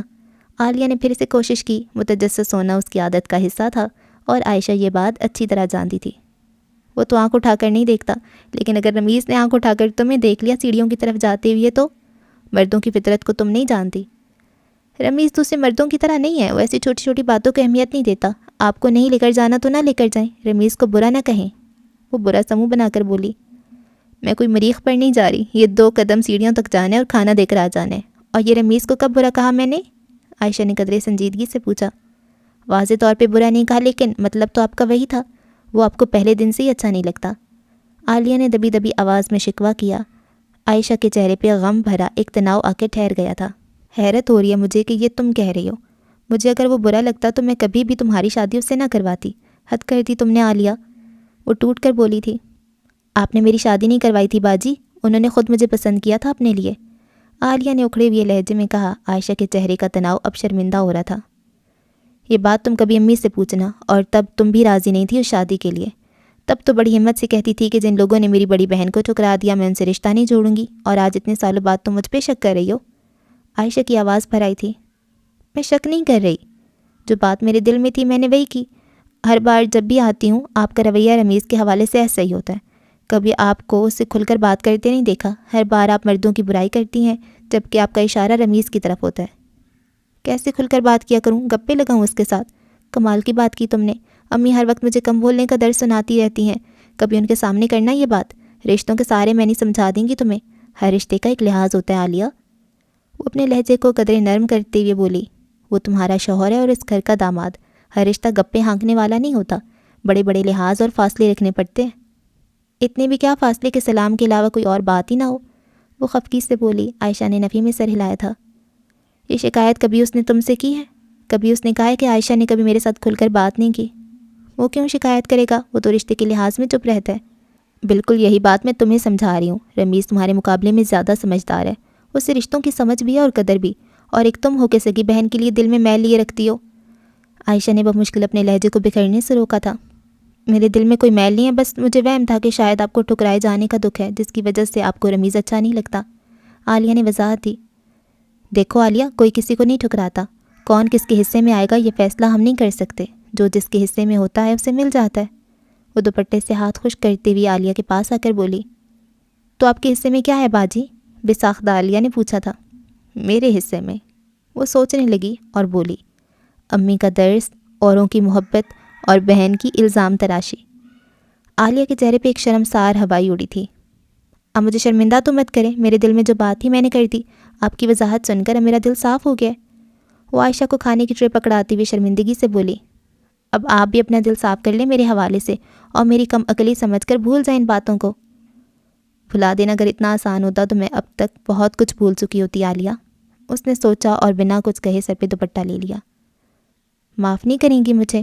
عالیہ کو خاموش پا کر وہ عائشہ کے گلے لگ گئی تھی۔ پاگل ہو گئی ہو تم، اس میں بھلا رونے کی کیا بات ہے؟ عائشہ نے اسے چپ کرایا جبکہ وہ خود اپنی آنکھوں کو رونے سے نہیں روک پائی تھی۔ میں نے آپ کی محبت پہ شک کیا، پتہ نہیں کہاں سے یہ وہم میرے دل میں آ گیا تھا، وہ اسے سکتے ہوئے بولی۔ اب تو تمہارا وہم دور ہو گیا نا، اب رونا بند کرو، عائشہ نے اسے خود سے الگ کرتے ہوئے کہا۔ چلو جاؤ تم کمرے میں آرام کرو، صبح تم نے سسرال بھی جانا ہے، میں ولی کو کھانا دے کر آتی ہوں، بیچارہ انتظار کر رہا ہوگا۔ یہ کہہ کر وہ کچن سے باہر چلی آئی، ٹوٹی ہوئی سانسیں اور لڑکھڑاتے ہوئے قدم لیے وہ یوں سیڑھیاں چڑھ رہی تھی جیسے اسے کسی ہمدرد کی تلاش ہو جس کے کندھے پہ وہ سر رکھ کے رو سکے۔ زندگی بھر کی قربانیوں کے صلے میں جب کوئی اپنا بدنیتی کا الزام لگا دیتا ہے تو انسان ٹوٹ جاتا ہے۔ عالیہ تو سکون سے سو جائے گی اور صبح اٹھتے ہی اپنی کمکلی میں کہی ہوئی باتیں بھول جائے گی، لیکن مسئلہ عائشہ کا تھا، ایک ایک لفظ اس کی نیند پر حاوی ہونے لگا تھا۔ نہ جانے کتنے ہی دن اسے ایک نئے دکھ کو اپنے آنسو پلا کر پالنا تھا۔ اب اوپر کیوں آ گئی؟ دروازہ بجا دیتی، میں نیچے آ جاتا۔ ولی اسے دیکھ کر چونک گیا تھا، کھڑے رہنے کا حوصلہ نہیں ہوا، سوچا قدموں کو آزمائش میں ڈال ہی دوں۔ وہ بے بس سے لہجے میں بولی۔ اس کا دل اپنا ضبط چھوڑ رہا تھا لیکن اسے ولی کے سامنے بکھرنا نہیں تھا۔ کیا مطلب؟ میں کچھ سمجھا نہیں۔ ولی نے کشمکش کا شکار ہوتی ہوئی اس کے ہاتھ سے ٹرے پکڑی تھی۔ ایک تکی ہوئی مسکراہٹ عائشہ کی ویران چہرے کو مزید ویرانے سے دوچار کر گئی۔ اس نے ولی کی طرف پہلی بار آنکھ بھر کے دیکھا تھا، وہ بھی غمگسار نظروں سے اسے ہی دیکھ رہا تھا۔ سمجھ کر کیا کرو گے؟ ہو تو آخر ایک اجنبی ہی۔ اتنے مہینوں سے یاؤں، اجنبی تو نہیں رہا؟ وہ ہچکچایا۔ کھانا اس نے میز پہ رکھ دیا تھا۔ جب دو لوگوں کے درمیان کوئی رشتہ ہی نہ ہو تو وہ چاہے ایک ساتھ صدیاں گزار دیں تب بھی ایک دوسرے کے لیے وہ اجنبی ہی رہیں گے، اس نے کھوئی ہوئی انداز میں کہا۔ مہمان آ گئے آپ کے؟ ولی نے اس کی بات کو نظر انداز کرتے ہوئے کہا۔ ہاں آ گئے۔ اس کے لب تھر تھرائے۔ اس نے گردن موڑ کر الماری کی طرف دیکھا۔ تمہاری اجازت کے بغیر آج تمہاری الماری کھولی تھی، اس کے لیے معذرت چاہتی ہوں۔ جانتا ہوں۔ ولی نے ستائشی نظروں سے اسے دیکھا۔ مجھے خوشی ہوئی کہ آپ نے خود ہی سچ بول دیا۔ تمہیں کیسے پتہ چلا؟ وہ قدرے حیران ہوئی۔ پرفیوم آپ نے جہاں سے اٹھایا تھا وہ وہاں نہیں رکھا تھا، شاید بہت جلدی میں تھیں آپ۔ وہ گہری نظروں سے اسے دیکھتے ہوئے بولا۔ عائشہ نے نگاہیں دائیں بائیں گھمائی تھیں۔ کچھ لمحوں بعد وہ ولی سے دوبارہ مخاطب ہوئی تھی۔ ایک بات پوچھوں تم سے؟ جی پوچھیے۔ اگر تم ساری زندگی دوسروں کی خوشیاں تلاش کرنے میں گزار دو، اپنی ساری خوشیوں کو تھپک کر سلا دو، اور اس قربانی کے صلے میں کوئی تمہاری خلوص اور نیت پہ شک کرے تو تم کیا کرو گے؟ ولی اسے بغور دیکھتے ہوئے سوچ میں پڑ گیا تھا۔ اس کا دل تیزی سے دھڑکنے لگا۔ اپنی خوشیوں کو جھنجھوڑ کر جگا دوں گا، ان کے منہ پر خود پرستی کے ٹھنڈے چھینٹے ماروں گا۔ تو کیا وہ جاگ جائیں گی؟ عائشہ نے پھر سوال کیا۔ ہڑبڑا کر اٹھ بیٹھیں گی، یوں جیسے انتظار میں ہوں کہ کوئی جگائے۔ لیکن آپ آج ایسے سوال کیوں کر رہی ہیں؟ بس یوں ہی، وہ روتے روتے رہ گئی۔ پوری قوت سے اس نے اپنے آنسو آنکھوں میں روک لیے تھے۔ ولید کو تم کتنا جانتے تھے؟ عائشہ نے موضوع بدلنا چاہا۔ ولی کا دل ایک بار پھر زور سے دھڑکا تھا۔ اس کی نگاہیں پھیلنے لگی تھیں۔ وہ کھو سا گیا تھا۔ گہرے دوست تھے ہم، برسوں ساتھ گزارے تھے ہم نے۔ وہ میری اور میں اس کی ایک ایک رگ سے واقف تھا۔ کبھی اس نے تم سے اپنی شادی کا ذکر کیا تھا؟ عائشہ نے بھی اختیار اگلا سوال کیا۔ وہ ولی کے دل میں اپنے لیے پیدا ہونے والی ہمدردی کو کیش کرا رہی تھی۔ ولی اس سوال میں حواس باختہ ہو کے رہ گیا تھا۔ اس کی سانسیں رفتار پکڑنے لگی تھیں۔ ہاں، وہ کب کب آیا۔ وہ آپ سے شادی کے لیے پوری طرح تیار تھا۔ جواب دینے کے بعد اس نے اپنا منہ پھیر لیا تھا۔ اس کا لہجہ اب اس کی آواز کا ساتھ نہیں دے رہا تھا۔ اس کی نظریں اب عائشہ کی نظروں کی تاب نہیں لا پا رہی تھیں۔ اس نے کبھی میرا ذکر کیا تم سے؟ آپ کے ذکر کے علاوہ کوئی بات ہی نہیں ہوئی تھی ہمارے درمیان ان آخری دنوں میں۔ اس نے تکلیف سے اپنے لب چبائے تھے، مگر یہ بات ذکر تک ہی محدود رہی۔ شاید قدرت کو یہی منظور تھا۔ وہ مڑے بغیر بول رہا تھا۔ وہ بہت خوش تھا، مگر خوشیاں اور محبتیں اسے کہاں راز تھیں؟ خاک تو ہونی ہی تھیں۔ اگر وہ مجھ سے اتنی محبت کرتا تھا تو اس روز تم مجھے منع کیوں کر رہے تھے اس کی قبر پہ پھول ڈالنے اور بتیاں جلانے سے؟ کیوں کہا کہ میں اس کی قبر بھاری نہ کروں؟ عائشہ نے دکھ بھرے لہجے میں پوچھا۔ وہ اب بھی منہ پھیرے کھڑا تھا۔ مڑ کر دیکھنے کی ہمت اس نے عائشہ کے سوالوں کے جواب میں صرف کرتی تھی۔ چاہتا تھا کہ آپ ولید کے لیے اتنا نہ تڑپیں، اپنی زندگی کو عذاب نہ بنائیں۔ آپ کو یوں تکلیف میں دیکھ کر اس کی روح کو سکون نہیں ملتا ہوگا۔ وہ اپنے ناخنوں کو گھورتے ہوئے بولا۔ عائشہ نے ایک سردا بھری تھی، گال پہ لڑکنے والا آنسو اس نے جلدی سے مسل ڈالا۔ وہ اپنے آنسوں کی نمائش نہیں چاہتی تھی۔ میں اب چلتی ہوں، سارے سوالوں کا جواب دینے کے لیے شکریہ۔ اس نے جانے کے لیے قدم اٹھائے۔ ولی کو فاصلہ بڑھنے کا احساس ہونے لگا تھا۔ اس کے دل پہ تیر چلا تھا۔ آپ جب چاہیں سوال کر سکتی ہیں، اور میرے پاس جو بھی جواب ہوگا میں دوں گا۔ پھر ایک اور سوال کا جواب دو، وہ جاتے جاتے ٹھہری تھی۔ پوچھیے، تمہارے چہرے پہ یہ گہرے زخم کیسے لگے؟ اس کے سوال پہ ولی نے مڑ کے اسے دیکھا تھا۔ اسے عائشہ کی منتظر نگاہیں اپنا طواف کرتی ہوئی دکھائی دی۔ اس کے لبوں نے ہمت پکڑ لی تھی۔ یہ ایک دردناک حادثے کی نشانی ہے جس میں ولید کی موت ہوئی اور مجھے ایک نئی زندگی، ایک نیا مقصد ملا۔ وہ چلتا ہوا کھڑکی کے پاس چلا آیا۔ اس کی نگاہیں باغیچے میں موجود اس گلاب کے پودے پر آ کر ٹھہر گئیں۔ رات ہونے کے باعث پودا صاف دکھائی نہیں دے رہا تھا، البتہ اس کے کانٹوں کو اپنے وجود میں پیوست ہوتا محسوس کر رہا تھا۔ وہ ڈرائیونگ سیٹ پر تھا اور میں اس کی ساتھ والی نشست پر۔ اس دن وہ کسی وجہ سے بہت پریشان تھا۔ یہی وجہ تھی وہ مجھے اپنے ساتھ لے کر پہاڑوں کی طرف چل نکلا تھا۔ کچھ دن آزاد فضا میں سانس لے سکے، خود کو تر و تازہ کر سکے اور آپ سے شادی کی تاریخ رکھ سکے۔ ایک آخری کانٹا اب اس کے سینے کو چل نہیں کر رہا تھا۔ بس وہ اس کا اور ایک لحاظ سے میرا بھی آخری سفر تھا۔ گاڑی کب موڑ کاٹتی ہوئی نیچے جا گری کچھ پتہ نہیں چلا۔ وہ ایک ایک لفظ کھوئے ہوئے انداز میں بول رہا تھا۔ ایک سرد موری اس کے چہرے پر چھا رہی تھی۔ وہ جو کچھ بتا رہا تھا وہ سب سچ تھا۔ اسی سچ کی کڑواہٹ اس کی رگوں میں دوڑ رہی تھی۔ عائشہ پلکیں جھپکے بغیر اپنی ادھوری محبت کی مری ہوئی داستان سن رہی تھی، مگر اس کے سوال اور تفتیش ابھی بھی ختم نہیں ہوئی تھی۔ اس نے کبھی بھی اپنے ولی نامی کسی دوست کا ذکر نہیں کیا تھا۔ اگر ایسا ہوتا کبھی نہ کبھی مجھ سے وہ اس کا ذکر ضرور کرتا۔ اس کے خاموش ہونے کے بعد عائشہ نے خاموشی توڑی۔ ولی میرا نام نہیں بلکہ عرفیت ہے، اس نے سوچتے ہوئے جواب دیا۔ بچپن ہی سے سب مجھے ولی کہتے آئے ہیں اور یوں میں مذاق مذاق میں ولی بن گیا۔ تو پھر اصلی نام کیا ہے تمہارا؟ فیضان، لیکن یہ نام کوئی نہیں پکارتا۔ فیضان، زیر لب کہتے ہوئے عائشہ کچھ سوچنے لگی تھی۔ پھر ایک اطمینان بھری نگاہ اس نے ولی کے چہرے پہ ڈالی۔ ویسے مجھے عرفیت سمجھ نہیں آئی، کہاں فیضان اور کہاں ولی؟ سچ بتاؤں تو مجھے آج تک سمجھ نہیں آیا کہ میں ولی کیوں ہوں، اس نے زبردستی مسکراتے ہوئے جواب دیا۔ بہت دیر ہو گیا، میں چلتی ہوں، کھانا گرم کر لینا، وہ جلت میں کہتی واپس لوٹ گئی۔ ولی اس کے قدموں کا پیچھا کرتا ہوا سیڑھیوں تک آیا تھا۔ ایک گہری سانس لے کر اس نے بند دروازے کو دیکھا تھا۔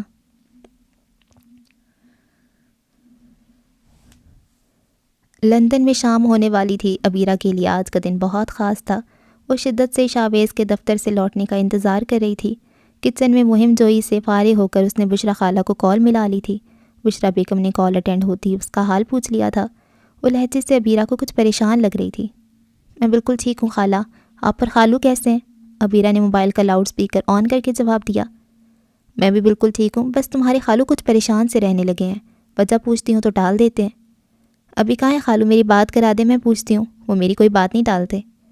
کسی دوست کے ہاں گئے ہیں، کہہ رہے تھے کہ کوئی ضروری کام ہے، بشریٰ بیگم نے فکر انگیز لہجے میں جواب دیا۔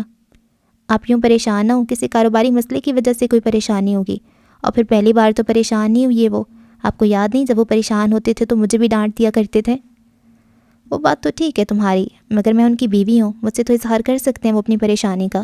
تمہارے بعد تو دو ہی تو ہیں ہم ایک دوسرے کے لیے، بشریٰ بیگم نے دکھ بھرے انداز میں کہا۔ آپ فکر مند نہ ہو، آپ کو تو پتہ ہے خالو کا، وہ دفتر کے معاملات گھر میں ڈسکس نہیں کرتے، اور اگر کوئی انہیں ذاتی پریشانی ہوتی تو وہ ضرور آپ کو بتاتے۔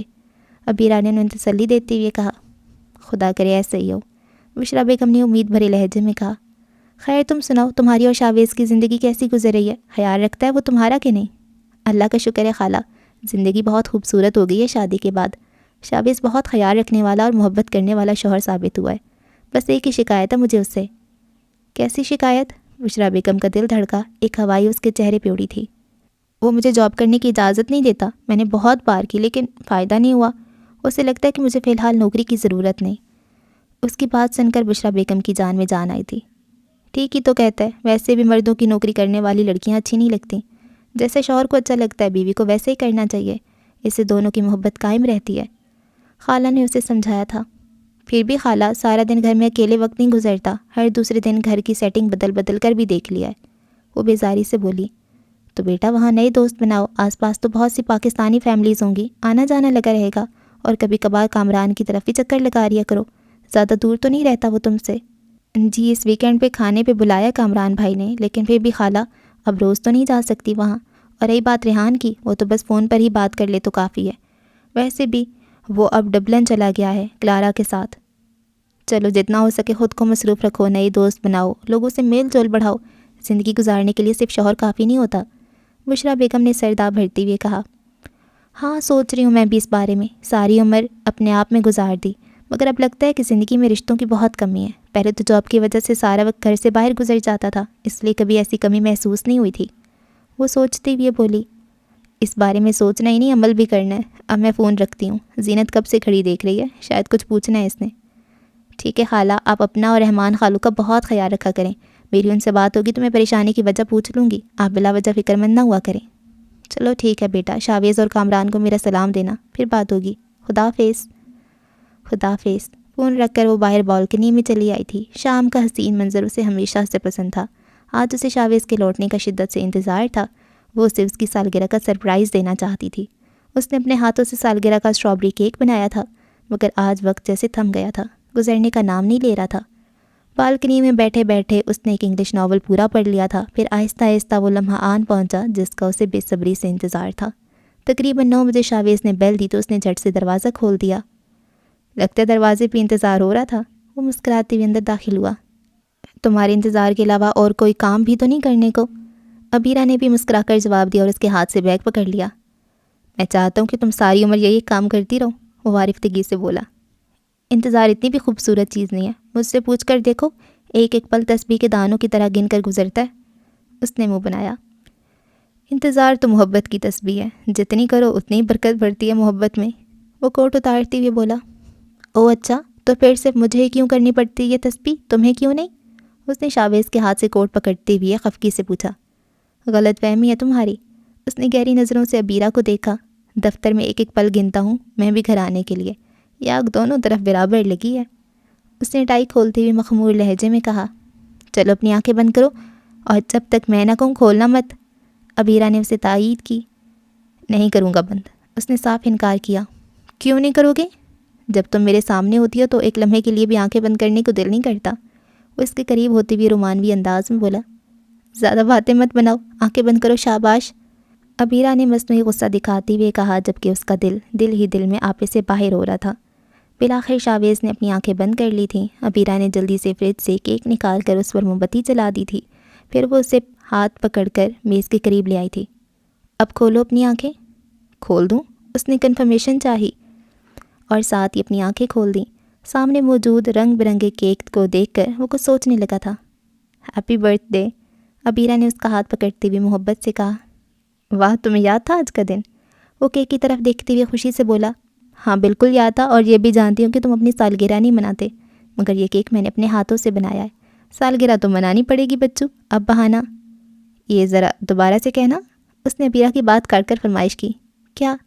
یہی جو تم نے کہا بچو، قسم سے بہت کیوٹ لگا تھا تمہارے منہ سے یہ لفظ۔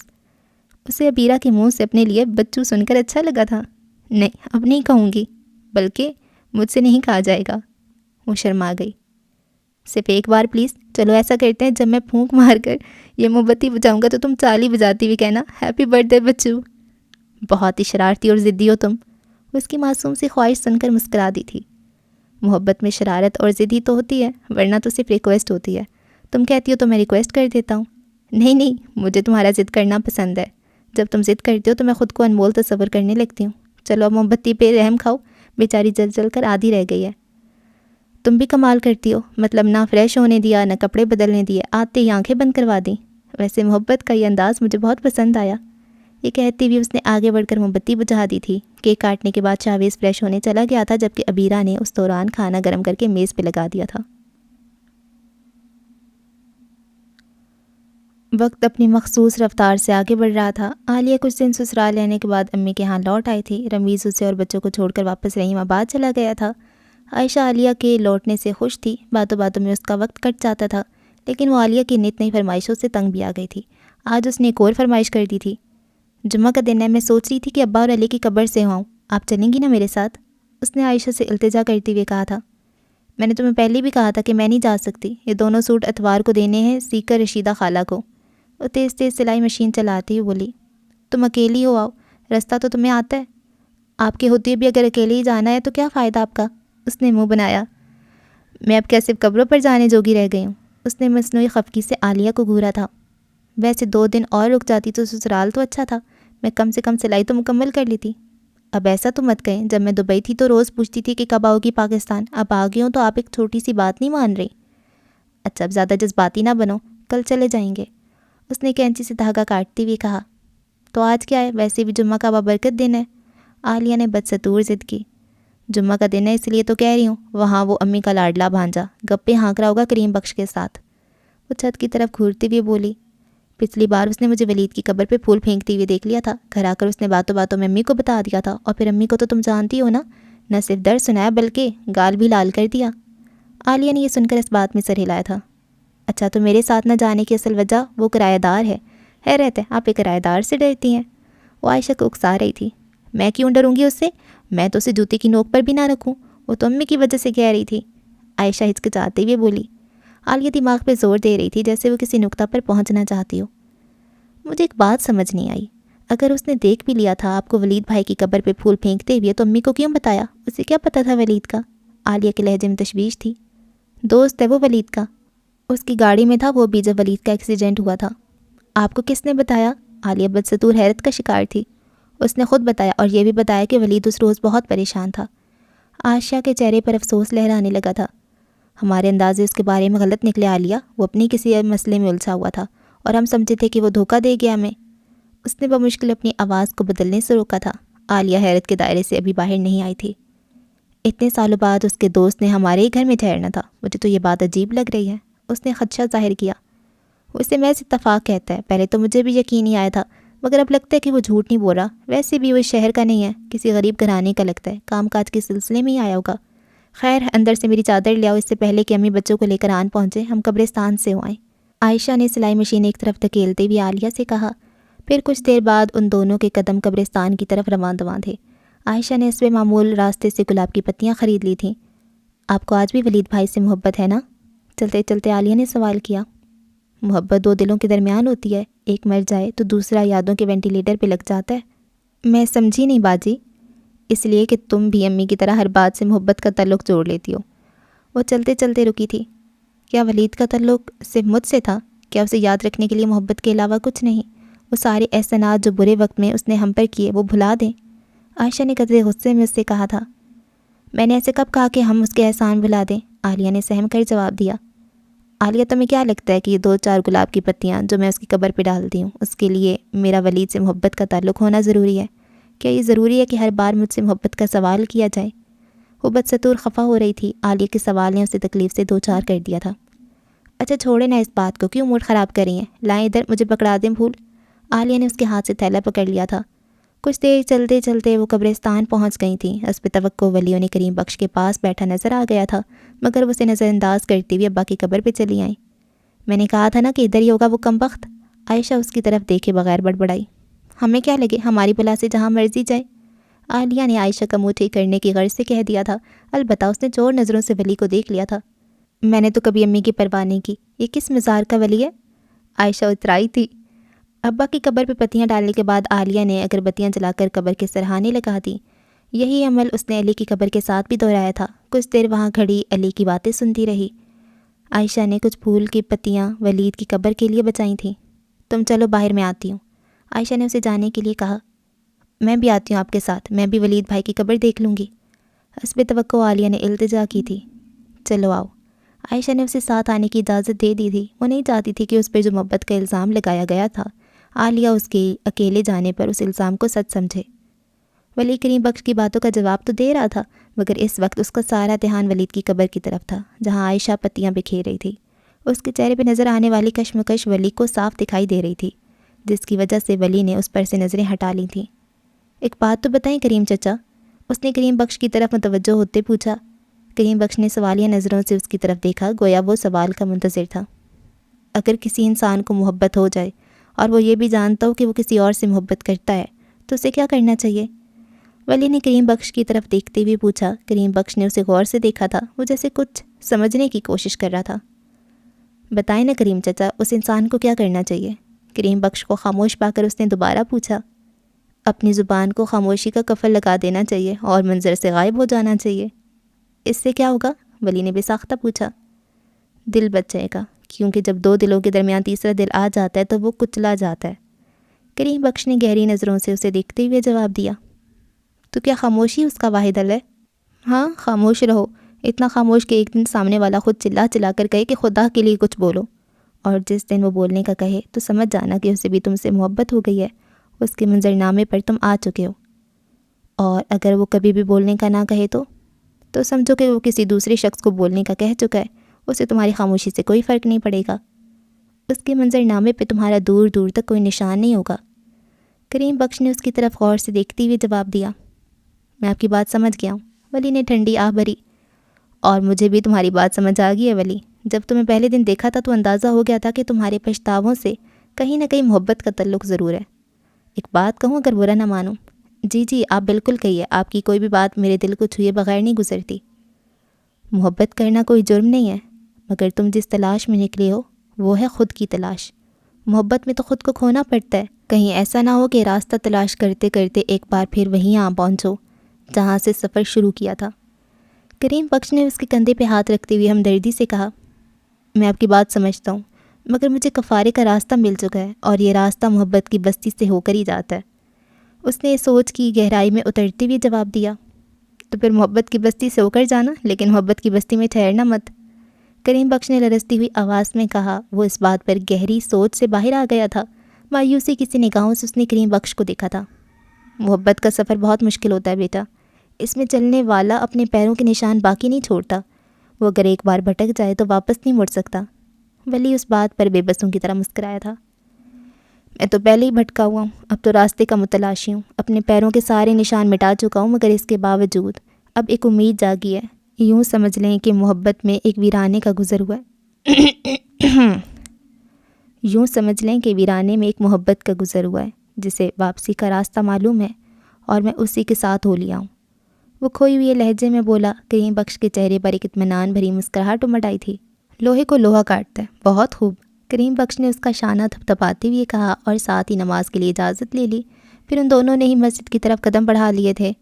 ولید کی قبر کے پاس سے گزرتے ہوئے اس نے قبر کو غور سے دیکھا تھا۔ اسے قبر سے پہلی بار حسد محسوس ہوا تھا، ایک عجیب طرح کا حسد، جس میں جیت جانے کا سرور بھی تھا اور ہار جانے کا غم بھی۔ عصر کی نماز کے بعد وہ سیدھا بلال کی طرف چلا گیا۔ وعدے کے مطابق آج اسے بلال اور اس کے دوستوں کے ساتھ کرکٹ کھیلنی تھی۔ دیکھا تم نے کیسے گھورا تھا؟ گھر آتے ہی چادر اتارتے ہوئے عائشہ نے عالیہ سے کہا تھا۔ کون؟ وہی ولی، اور کون؟ عائشہ نے سرگوشی کی۔ مجھے تو ایسا محسوس نہیں ہوا کہ اس نے ہمیں گھورا ہو. ویسے باجی آپس کی بات ہے, میں جب سے آئی ہوں تب سے غور کر رہی ہوں کہ. کیا غور کر رہی ہو؟ عائشہ اس کی بات مکمل ہونے سے پہلے بول پڑی.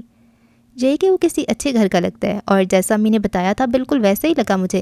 اس کے چہرے پہ ایک عجیب سا سکون ہے, جیسے خدا نے اسے اس کی عبادت کا صلہ دنیا میں ہی دے دیا ہو. نور ہے اس کے چہرے پر. عائشہ نے ٹیڑھی نظروں سے اسے ولی کی تعریف کرتے ہوئے دیکھا تھا. تم کچھ زیادہ ہی تعریفیں نہیں کر رہی اس کی؟ 2 ہی دن میں تمہیں ساری خوبیاں نظر آ گئیں اس کی, اور مجھے یہاں اتنے مہینے ہو گئے اب تک کچھ دکھائی نہیں دیا. وہ دل کی بھڑاس نکالتے ہوئے بولی. آپ کو کیوں دکھائی دے گا کچھ؟ آپ تو کچھ دیکھنا ہی نہیں چاہتی, اپنی زندگی وہیں کی وہیں روک رکھی ہے. عالیہ نے شکوہ کیا. یہ تم مجھ سے ولی والی باتیں نہ کیا کرو, مجھے تو ایک آنکھ نہیں بھاتا. وہ بڑبڑائی. تو دوسری آنکھ سے دیکھنے کی کوشش کریں, ہو سکتا ہے بھائی ہی جائے. عالیہ نے شرارت کرتی ہوئی بے اختیار کہہ دیا, ساتھ ہی وہ کھلکھلا کر ہنستی تھی. تمہاری باتوں سے لگتا نہیں ہے کہ تم شادی شدہ اور 2 بچوں کی ماں ہو. کم سے کم اب تو سنجیدہ ہو جاؤ اور سوچ سمجھ کر بولا کرو, ورنہ ہر بار معافی مانگنے پر معافی نہیں ملتی. عائشہ اس کے مذاق پہ خفا ہوئی تھی. آپ بھی تو چھوٹی چھوٹی باتوں پہ خفا ہو جاتی ہیں, اب بندہ تھوڑا بہت مذاق بھی نہ کرے. پہلے تو آپ ایسی نہیں تھیں. انسان ہمیشہ ایک جیسا نہیں رہتا, وقت کے ساتھ ساتھ پسند ناپسند بدل جایا کرتی ہے. اب ان باتوں کو چھوڑو, مجھے تھوڑا سا کام کر لینے دو. قمیص کی ترپائی رہتی ہے تھوڑی سی, وہ ختم کر لوں تو پھر شام کی تیاری کھانے کی کرتے ہیں مل کر. تب تک امی بھی آ جائیں گی کوئی نیا رشتہ دیکھ کر. نیا رشتہ کون سا؟ عالیہ نے دم بخود پوچھا. ایک تو امی گھر سے باہر جاتی نہیں, اور جب جاتی ہیں تو آ کر کسی نہ کسی خاندان کی تعریفیں کرنا شروع کر دیتی ہیں. تب میں فوراً سمجھ جاتی ہوں کہ فردوس آپا کے کارنامے. دیکھ لینا تم, ضرور کوئی نیا رشتہ لے کر آئیں گی. سوئی میں دھاگا ڈالتے ہوئے اس نے اکتائی ہوئے لہجے میں جواب دیا. شکر کرے کہ ابھی تک رشتے آ رہے ہیں, ڈرے اس وقت سے جب کوئی مڑ کر بھی نہیں دیکھے گا آپ کو. زندگی گزارنے کے لیے سہاروں کی ضرورت پڑتی ہے, اور جو صرف یادوں کے سہارے پر ہو اسے تو اور بھی زیادہ ضرورت ہوتی ہے کسی انسانی سہارے کی. عالیہ نے تمہید باندھ کر اسے کنچانے خدشے کی طرف موڑنا چاہا, مگر بے سود. تمہارے منہ سے اتنی عقل مندی کی باتیں نہیں جچتی. تم بریانی, پلاؤ, شاپنگ یا پھر ڈراموں کی باتیں کیا کرو. چلیں, آپ نے یہ تو مانا کہ میں نے عقل مندی کی بات کی ہے, اب اس عقل مندی کی بات کے بارے میں سوچ بھی لیجئے گا. میں خود شادی شدہ ہوں, ظاہر ہے کوئی غلط مشورہ نہیں دوں گی. اپنے مشورے تم اپنے پاس ہی رکھو, اور اگر شادی کا مشورہ دینے کا اتنا ہی شوق ہے تو رمیز سے کہو کہ دوسری شادی کر لے. عائشہ نے اکتا کر کہا. عالیہ نے اسے پرشکوہ نظروں سے گھورا تھا. بات نہ بڑھانے کی غرض سے اس نے کوئی جواب نہیں دیا تھا, مگر عائشہ کہاں چپ کرنے والی تھی. اس نے بحث کے دوران ترپائی کا کام مکمل کر لیا تھا, پھر وہ دونوں کچن میں چلی آئیں. اسی دوران ثریا بیگم کنزا اور حارث کو لیے گھر میں داخل ہوئی تھیں. وہ برآمدے میں ہی بیٹھ گئی تھی. بہت دیر لگا دیا آپ نے؟ عالیہ پانی کا گلاس امی کو پکڑاتے ہوئے پوچھا تھا. پتہ تو ہے تم لوگوں کو فردوس کا, ایک بار چلے جاؤ تو جان چھڑانا مشکل ہو جاتا ہے. کھانے کا وقت ہو یا نہ ہو, کھانا کھائے بغیر نہیں آنے دیتی. امی کی اس بات پر کچن میں مصروف عائشہ طنزیہ مسکرائی تھی. حارث اور کنزا کو سوٹ دیا فردوس نے, میں تو منع ہی کرتی رہ گئی تھی. اکیلا سوٹ ہی دیا یا ساتھ میں کوئی قد رشتہ بھی؟ عائشہ نے کچن سے آواز لگائی تھی. رشتہ بتانا چھوڑ دیا اب اس نے, میرے ساتھ ساتھ وہ بھی مایوس ہو گئی ہے تم سے. امی نے افسردہ لہجے میں جواب دیا اور عالیہ سے مخاطب ہوئی. اچھا خاصا رشتہ بتایا تھا اس نے کہ اس کے دور کے رشتہ دار تھے. لڑکا کاروبار کرتا تھا کپڑے کا, اچھا خاصا گھر بار تھا, مگر تمہاری بہن نے اس کی تصویر دیکھے بنا کوڑے میں ڈال دیا. امی نے افسوس بھری گہری سانس لی تھی. اب تمہیں کچھ سمجھاؤ اسے, میں نے سوچا تھا کہ تم آؤ گی تو اس کا فرض ادا کر دوں گی. پریشان نہ ہو امی, آپ کے آنے سے پہلے وہ آپ کا کام کر چکی ہے. چاول نکالتے ہوئے عائشہ نے کچن سے پھر آواز لگائی تھی. عالیہ نے امی کی بات پر دھیان دینے کے بجائے تھیلے سے مٹھائی کا ڈبہ بھی نکال کے کھو لیا تھا. یہ مٹھائی کس خوشی میں دیا فردوس آپا نے؟ وہ گلاب جامن منہ میں رکھتی ہوئی بولی. مٹھائی کا سن کر عائشہ بھی متجسس انداز میں باہر چلی آئی تھی. عالیہ نے اس کی طرف ڈبہ بڑھایا تھا, جبکہ ثریا بیگم نے اس پر ایک طرز کھائی ہوئی نظر ڈالی تھی.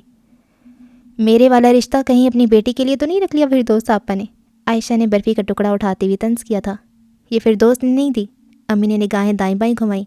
وہ شاہزیب گلی میں مل گیا تھا, اس نے دیا بیٹا پیدا ہونے کی خوشی میں. شاہزیب کا نام سن کر عائشہ نے منہ میں رکھا ہوا برفی کا ٹکڑا زہر سمجھ کر نکل لیا تھا. مٹھاس اس کی رگوں میں زہر گھول رہی تھی. شیرہ اس کی آنکھوں سے ٹپکنے ہی والا تھا کہ وہ بھی اختیار کچن کی طرف واپس مڑ گئی. شاہزیب کا نام سن کر وہ جیسے کسی دکھ کی گلی میں بھٹک گئی تھی. ثریا بیگم اس کی حالت سے بخوبی واقف تھی, مگر عالیہ کو مٹھائی کے سوا کسی اور بات سے کوئی لگاؤ نہیں تھا. شاہزیب بھائی کو گھر آنے کا تو کہہ دیتی, باہر سے ہی چلتا کر دیا. عالیہ نے گاجر کے حلوے کا ایک ٹکڑا اٹھا کر اس کے 2 حصے کرتے بھی امی سے کہا.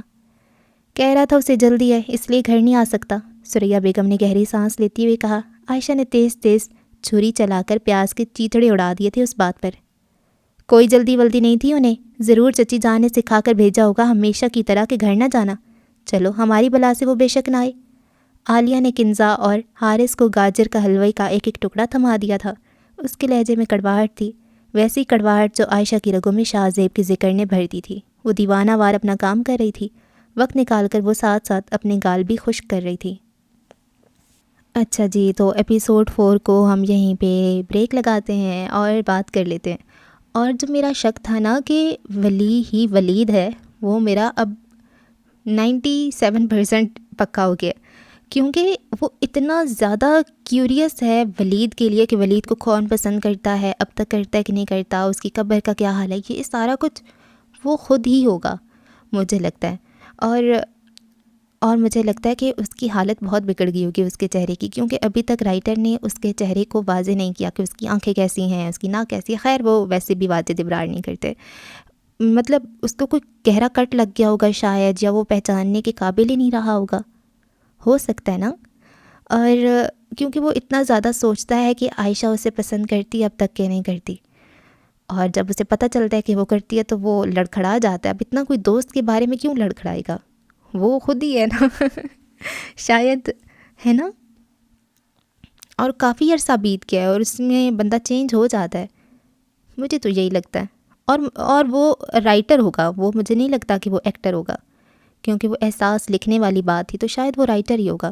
اور وہ بھی اس کی کتاب بھی تو پڑھ رہی تھی نا، زوال ماہ زوال سم تھنگ، تو وہ رائٹر ہوگا، اور ساتھ شاید ایکٹر بھی ہو، کیونکہ رائٹرز کے تو ابھی تک میں نے بینرز نہیں دیکھے کہیں، پوسٹرز بھی، یا ڈائریکٹر ہوگا یا ماڈل ہوگا، جو کچھ بھی ہوگا۔ خیر مجھے تو یہی لگتا ہے، اور وہ قبر خالی ہوگی، اس قبر میں کچھ بھی نہیں ہوگا، تبھی تو اس کی فیملی نہیں آتی اس کی قبر میں، اب خالی قبر پہ کیا آئے وہ۔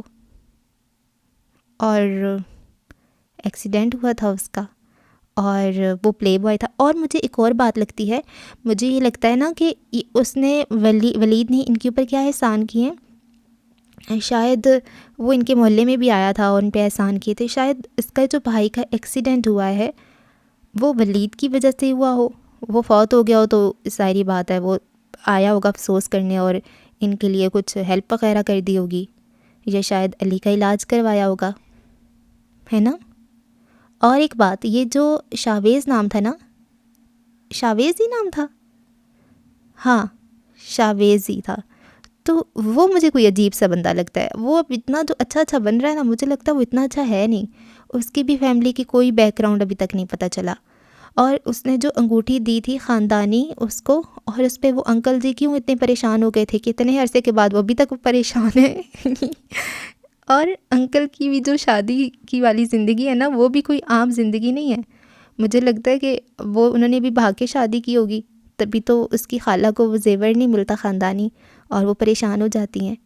اور اس کے بہن بھائی بھی الگ ہیں، دونوں بھائی، وہ کیوں الگ ہیں، مطلب بہت سی سٹوریز ہیں، بہت بہت بہت زیادہ سٹوریز ہیں۔ اور ایک میں آپ کو بات بتاؤں، یہ بہت لینتھی ناول ہے، 20 قسطیں تو اس کی بن جائیں گی آرام سے، ہاں۔ خیر اب شروع کر دیا تو ختم کریں گے، مزہ آ رہا ہے لیکن کہانی سمجھ نہیں آ رہی، بہت سی اس میں کھچڑی ہے۔ اور شاویز اس کو جاب بھی نہیں کرنے دیتا، وہ چاہتا ہے کہ بس میرا انتظار کرے، اور وہ مجھے لگتا ہے کہ وہ اس کو جان بوجھ کے رپلائی نہیں کرتا تاکہ وہ انتظار کرے، وہ بس اظہار کرے، وہ کچھ ایسے ٹائپ کا بندہ ہے۔